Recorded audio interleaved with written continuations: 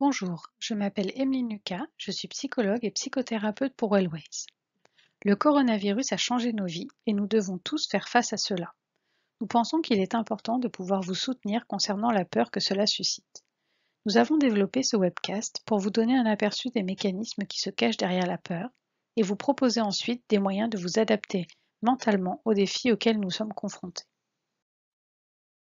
Qu'est-ce que la peur? La peur est une émotion que nous ressentons dans une situation potentiellement menaçante. La peur est utile car elle vous permet de réagir rapidement à une situation menaçante. Toutefois, nous devons être conscients que nous répondons à notre propre évaluation de la menace. Cela peut donc être différent de la menace réelle. Néanmoins, il n'y a pas de différence dans notre réaction. Notre corps se prépare physiquement et mentalement pour ce qui est à venir. Au niveau physique, notre respiration s'accélère pour que notre sang reçoive plus d'oxygène, ce qui peut provoquer un sentiment d'oppression. Notre rythme cardiaque augmente, ce qui accélère la circulation du sang dans notre corps et peut donner une sensation de palpitation. Notre circulation sanguine se modifie, de sorte que les muscles des jambes et des bras en particulier reçoivent une plus grande quantité de sang. Cela peut provoquer des étourdissements et des troubles gastro-intestinaux. Nos muscles se préparent à l'action, ainsi nous pouvons commencer à transpirer ou à trembler. Nos fonctions cérébrales changent, ce qui nous permet de mieux nous concentrer. D'un point de vue psychologique, éviter est une réaction naturelle à la peur, mais souvent ce n'est pas le meilleur moyen de réagir.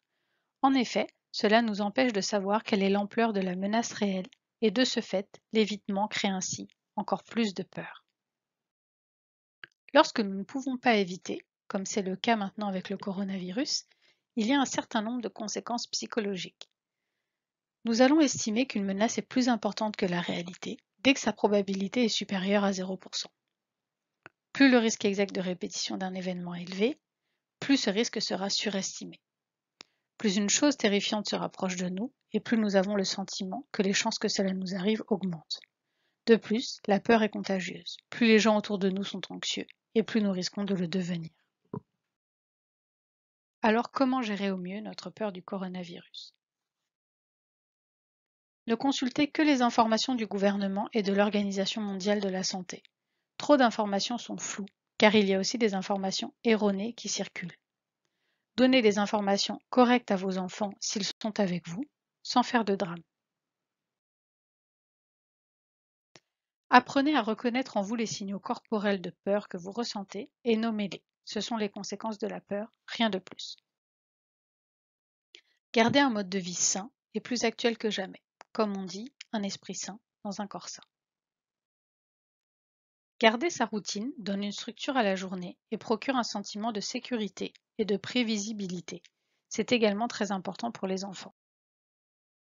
Si malgré tout, vous remarquez que vous êtes incapable de contrôler votre propre peur, n'attendez pas trop longtemps pour demander une aide professionnelle. Investissez dès maintenant du temps dans le développement de techniques de relaxation, même si vous ne vous sentez pas encore si tendu à l'heure actuelle. Suivez correctement les recommandations du gouvernement, apprenez à voir les choses de manière plus positive et préparez-vous dans votre famille simplement comme pour une grippe ordinaire. Exprimer ce que vous ressentez est un excellent moyen de gérer votre angoisse. Découvrez ce qui vous convient le mieux. Cela peut être la musique, la danse, le dessin, le jeu, l'humour ou autre. Acceptez la situation telle qu'elle est et toutes les émotions qui l'accompagnent. Concentrez-vous uniquement sur ce que vous pouvez maîtriser.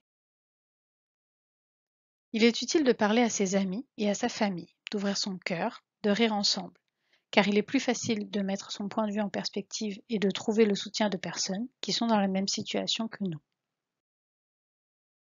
Enfin, dans la mesure du possible, mettez-vous en quarantaine. Vous ferez une bonne action envers vous et envers tous les autres.